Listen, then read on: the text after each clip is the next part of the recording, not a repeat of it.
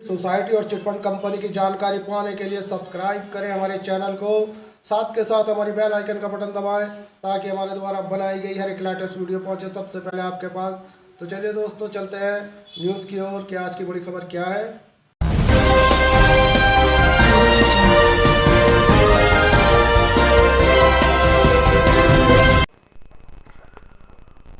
परवेज़ आलम उस्मानी ने एक बहुत बड़ी यहाँ पर ट्वीट किया है। उन्होंने कहा है कि क्या सहारा इंडिया परिवार केंद्र सरकार को खरीद लिया है?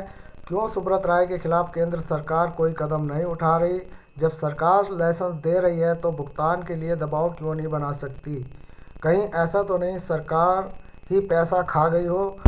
दोस्तों, यहाँ पर न्याय व्यवस्था को सुधारने के लिए बहुत ज़रूरी है कि न्याय व्यवस्था देश की जो इस वक्त चिटफंड कंपनियों के निवेशकों को पैसा नहीं दे रही, जबकि यही सरकार इन कंपनियों को रजिस्ट्रेशन देती है और भारतवर्ष में इनको कारोबार करने का पूरा मौका देती है। और उसके बाद जब इन पर पैसा जमा हो जाता है करोड़ों रुपया, तो यही सरकार इन कंपनियों को अवैध तरीके से धन वसूली करने तक के ठप्पे लगाकर बंद कर देती है।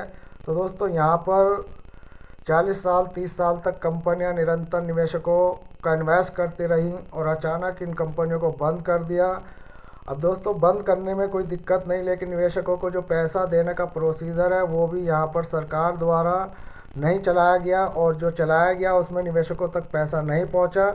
न्याय व्यवस्था को सुधार करने के लिए कोई ऊपर से ईश्वर नहीं आएगा सिस्टम में, यानी कि न्याय व्यवस्था में संवैधानिक पद पर बैठे लोगों को ही इस न्याय प्रणाली को अपने कार्य प्रणाली के द्वारा सुधार करना होगा।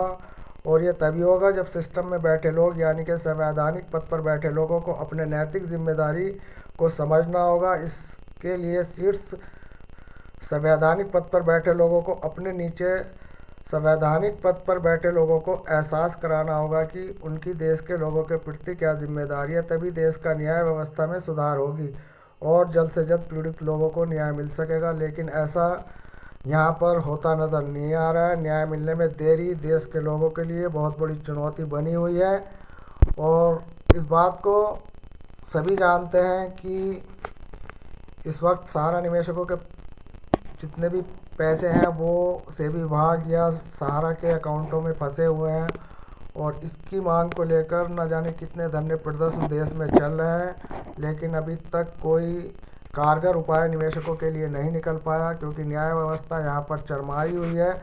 और ये चरमराई हुई व्यवस्था निवेशकों के लिए बाधित बनी हुई है, क्योंकि एक दशक से निवेशकों को पैसा नहीं मिल पा रहा। तो दोस्तों, यही हालात इस वक्त सहारा इंडिया के बने हुए हैं। मिलते हैं फिर किसी नेक्स्ट वीडियो अपडेट में। धन्यवाद।